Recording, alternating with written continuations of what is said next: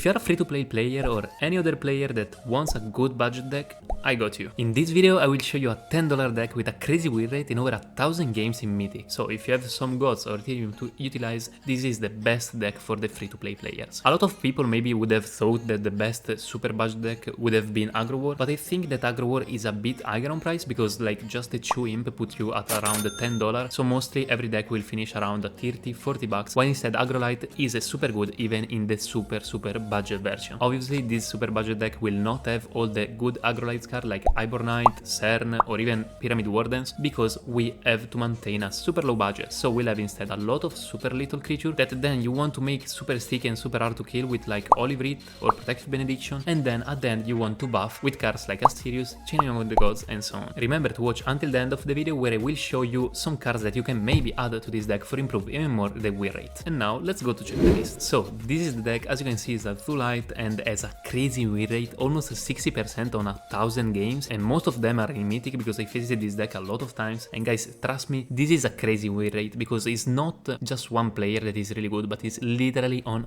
average. So it means that literally every player can play that and will be around 57% win rate. And trust me, in 1,000 games have 7, 8, 10% higher win rate is already crazy on its own, and this deck is even super cheap because it's 20 bucks, but actually if you remove like all the core card price like Asterius, Vexing Vicar or Ritual Rod, Archer and so on, you will see that you will be around 10-15 bucks. So it's super budget and has a crazy win rate for real, because this is really a lot for a deck like this. Like most of the decks actually around even $1,000 of price or even 2,000, so the big country with like Demogorgon on have hard times to find a 60% on the overall win rate. Most of them high win rate on like the creator, because most of the time is like a good player that knows how to play the deck, and then on the overall win rate it drop a lot. Instead this deck is super solid even on the overall win rate with 1,000 games, almost 60% for $10. That's literally crazy. But now let's go check how this deck should be played. So it is the light, so the main point is always go wide with a lot of creature, buff those and so on. But how should you play that? As you can see, the mana curve is super aggro, like you have a lot of 1 mana drop and so on, because the idea of this deck is to spawn all those little creatures that are like even bad on their own, like are all 2/2 and so on, 1/2 and so on, because you want to stick your buff. But not all the buff are the same. Actually, there is even a kinda order in your buff. Essentially, you want before to get your creature super sticky and hard to kill with cards like Olive Reed that gives to all your creature with 2 strength and health plus 4 health, so it will make it super hard to kill those creatures at the start of the game. And even the other one that will make your creature super hard to kill will be Protective Benediction that can give armor, frontline protected and health to your creature. So essentially the point of this deck is to go wide with super little creature and then buff with those 2 cards that will make your creature super sticky and hard to kill. And after that you have that board super hard to kill, you will then buff with other buff that will give your creature more stats, like for example Asterius that will give 2 attack and health to all your 2 attack creature, or even like Chaining of the Gods that will buff a lot your little creature, and even Radiant Down. So this is how the deck will play, a lot of little creature, then you make those almost immortal and then you buff those. Other 2 cards that are important in this deck are Madame and Call of the Light, because those 2 cards will make you possible really to go wide. Madame will be really sticky and hard to kill for your opponent because it's hidden, so if they don't have an AoE they will never kill that, and every turn will spawn a 1/1. And as we said, it's not important that the creature is little, but it's just important that that creature stay alive, and then we will buff that. So it's literally perfect for this deck. The same thing you can think about Call of the Light, because Call of the Light is a card that you pay 2 and then you get 3 Acolyte 1 mana in your hand, and then you can make like a big turn where you drop all the 3 Acolyte and probably like play an Olive Reed on them, and so for 5 mana you have 3/6 really hard to kill. So guys, now I will show you a bunch of games so you will understand how to play this deck. Remember to let me know if you like all those videos about budget decks, free-to-play player and so on with a like, a comment and even subscribing to my channel. And now let's go check those games. Okay, we are versus Magic. It's probably a decent matchup for us. Radiant Down is not bad, but probably at the start I want a bit more sticky things than Radiant Down. I would have loved like a Protective Benediction or something like that. But yeah, Blacksmiker is a good start for sure. So let's see, like, they can be Control Magic and Atlantean Magic. Probably I prefer Atlantean because like we can deal with the board, when instead Control, I don't know, it's probably still a decent matchup to be honest. Okay, we got even Protective. So I think we try to go wide next turn and try to stick a Protective Benediction. The problem is if they ramp now, they go to 3, the next turn to 4 and can tip into Shaped Blast. That can be bad, but if they don't do that, probably are decent. Oh, they draw. Oh, this can be actually even CDM, to be honest. This can actually be CDM. So I think I go with these, trade these. I don't know. I mean, they can't Shaped Blast, to be honest, so I think I go for it. I want to try to hit a good Protective Benediction. Yeah, I think it's that. We can even peep like in this creature for one more, it's probably solid. So versus Mage, Protective Benediction, most of the time you take Protected and Armor. Because it's super sticky versus Mage, because they can't peep, they can't... Okay, it's single target, super good for me. Because they can't target one creature. Like they can't...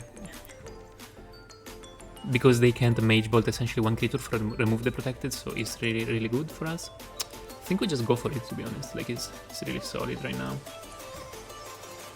4 wide Protective Benediction versus Mage is super solid. So as I said, we go with Armor and Protected.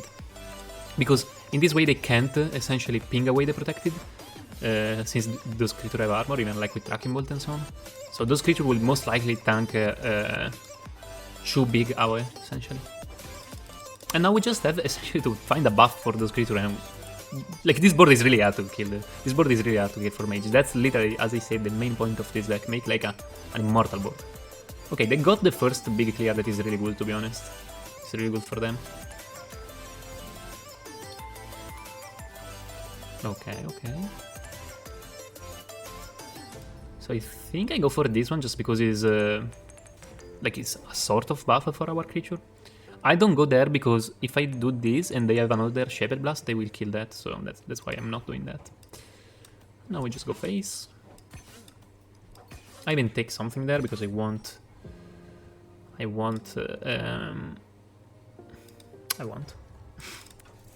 I want to find like something there, like draw something for finding my buff and so on.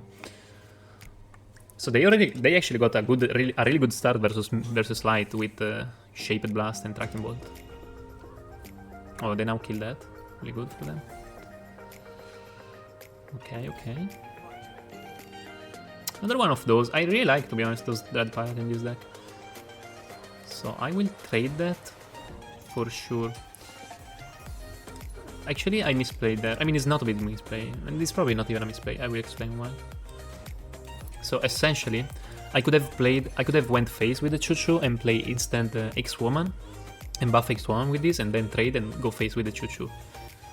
Instead, I mean, it's different because now with this mana I can utilize for like play another of those and so on. So like this is protected. But yeah, probably was better the other way because I just push some damage face essentially. But yeah, as you can see, this deck is super sticky. Like those are still the creatures that we had at the start with Protective Benediction. These are really slow tool for them. I mean, they draw really a lot, but it's still really slow. And this board is still pretty sticky. Oh, guys, that's the purpose of this deck, guys. See? Those creatures are like immortal. Like, when they will kill this? Like, 1-5 with Protected and Armor. Like, this creature is literally immortal. As I said, like, this deck is working perfectly on its purpose. As I said, it is... I will just continue to take something just because I want to, like I have failed. But it is to make those immortal creatures, like those that I have. And now we are missing just the buff part. Like if I draw any buff, Radiant Dawn, Shining, Asterios, this game is finished. Like there is no way even a 7 mana that they deal with this board.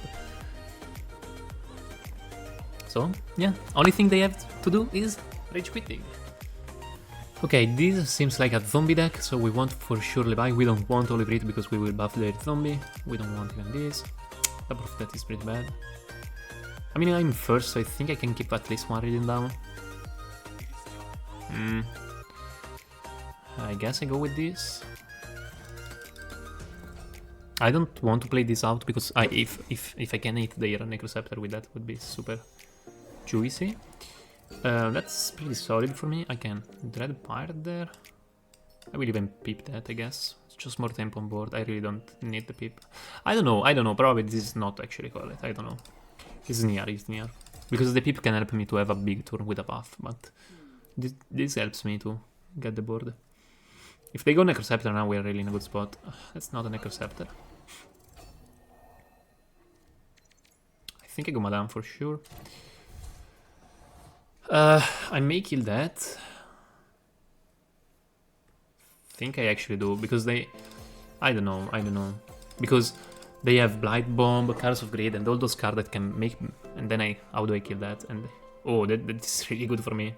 It's really good for me. I mean, they take a Chuchu now, but... This card versus... So, versus Zombie, versus every death deck, you essentially want Vesper, always. You want always Vesper. And you want always even Lex Levi. Because Lex Levi... Because this one versus both Unveil and Zombie is really good because you remove the relic, so Necroceptor or Skull Scepter. While instead Levi is really good versus Zombie for Obelisk and versus Anubian instead for Obliterate, like Takat and all the other guys. I can actually go with a Radiant down there, like it's not even too bad. I think I go for it, because I go wide even with this. And then I Radiant. He shipped me, so we will ship him. I think I take a Value Trade and I will probably even... Yeah. Okay. We're for sure in a solid spot. Probably the only thing that can help them is Ragnarok. If they don't have it now, they're in a really good spot, in a bad spot, and they don't have it. And so I will ship them because they shipped me, and you never ship Meepo, guys, remember. But yeah, as I said, you want versus all the deaths essentially, Levi and the Relic Removal. Okay, we are versus Deception. Seems like a Contron. It's probably the worst matchup for us. I don't know if I want to mulligan that way, to be honest. I don't know. I think we will not Levi a lot of things, so I think it's worth to send away. Madame is for sure a keep, and now I'm thinking even to keep in this, to be honest, since I have Madame. Oh, there is Valkas in the Sanctum. This is really bad for us.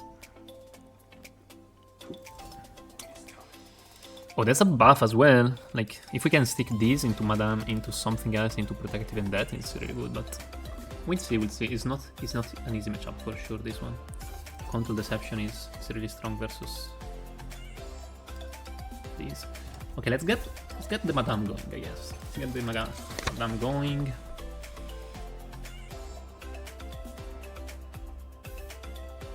Golden Course.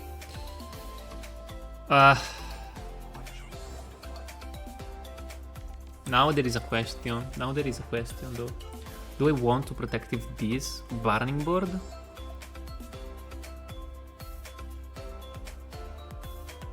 I can then I buff it, so are pretty mortal actually. So those are actually pretty mortal. And Madame continues to spam thing. I think I go for it. And I go for show health because, so generally you pick armor and protective most of the time, but now protective would just be procced by the barn, so it's just better to go with the health.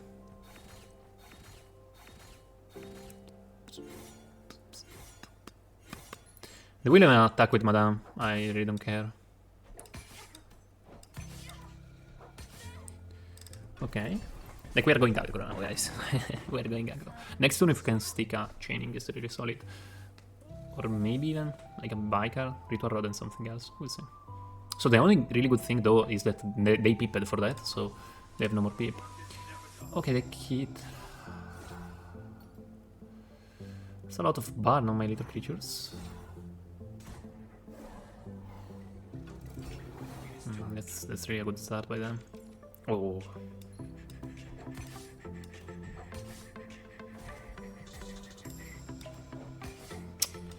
It's not huge, but we still get something from that, I guess. Could have chained. I could have chained actually in this board, but it was not huge. And I mean, we took value. Even this one got buffed, so if I didn't trade there, that would have not get buffed. Instead, I traded and it got buffed. I mean, that's a solid board into chaining, to be honest. They did draw a lot. They did draw really a lot, though. And that's really bad for me. This leap.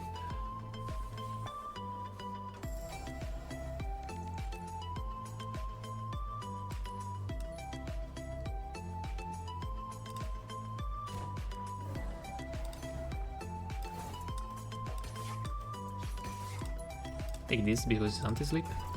So just, I need a Radiant Down. Radiant Down is super solid in this matchup. I gotta remember that they have Raptor Dance next turn, so I maybe can chain. Bro, they have so many good cards versus me. It's actually crazy, this matchup. Oh, we got the Radiant Down though, so this is for sure in because it's protected. This is big, I guess. Let's try to play around the most possible to around Rapture, so I think I go with this. And this, so like everything is around Rapture actually in this board.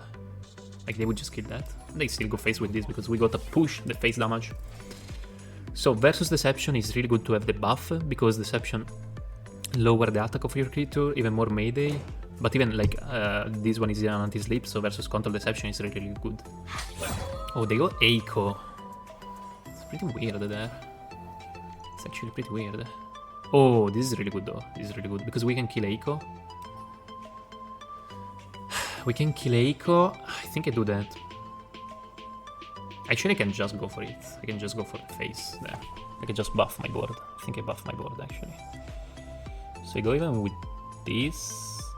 So this will buff that. I want essentially to play around Raptor the most possible. So this will buff that with 2 and 3, and then I buff everything. So even this will be around Rapture. So yeah, I think it's that the line. I can even kill Echo to be honest. Wait, I think I kill Echo and just buff my board to be honest. Yeah, for sure. So I go with this then. They go with this then. Because in this way, this play around Rapture. It was essentially the only card I had in my hand that could have played around Rapture. Then I kill Echo in this way, and then I go this. If I go before the buff, Echo doesn't die. In this way, Echo dies. So this was essentially, in my opinion, the best way for play around everything and kill Echo. So in this way, I play around Rapture, and at the same time kill Echo. Like, you may think you didn't play the around Rapture, but I mean, this doesn't die, and this doesn't die. So if they Rapture, I win. So this is play around Rapture. I think they have no... Actually, they have another toast base. And they Rapture. See, guys? They Rapture, but what? We played around it, so... If I don't play this one, but I play like this one, this dies. Those were my games, I hope you enjoyed those. As I said, versus Control you generally want to get your creature really sticky. Versus Control Deception, for example, you want even more even buff on attack because they can like sleep, they can reduce the strength and so on, so you want for sure even buff on attack, while instead versus Mage you still want buff on attack, but the most important ones are the buff that make your creature unkillable, like for example Olive Reed and Protective Benediction. While instead versus Aggro you want more tempo, so you mulligan away the buff like Olive Reed and so on, because you can even buff their creature with Olive Reed, and instead you want more tempo like Levi, the Relic, X-Woman and so on. And if you like more content about budget decks and so on, remember to let me know in the comments or even on my Discord that is in the description. And now the 2 cards that I would probably add if I had a bit more money in this deck would be for sure CERN, because it's probably the best aggro light card, is literally probably the best light card overall, is even kinda cheap, is not even too pricey, and is really good. It can make you draw more, it does get even tempo on the board for you since it has order, and even more it can even be buffed by Asterius. Another card that I would probably add in this deck is Spear, because the Spear is an infinite value relic. You can just play aggro light card and continue to buff your creature and get really big. Obviously keep in mind that you should buff your creature after that you hit your buff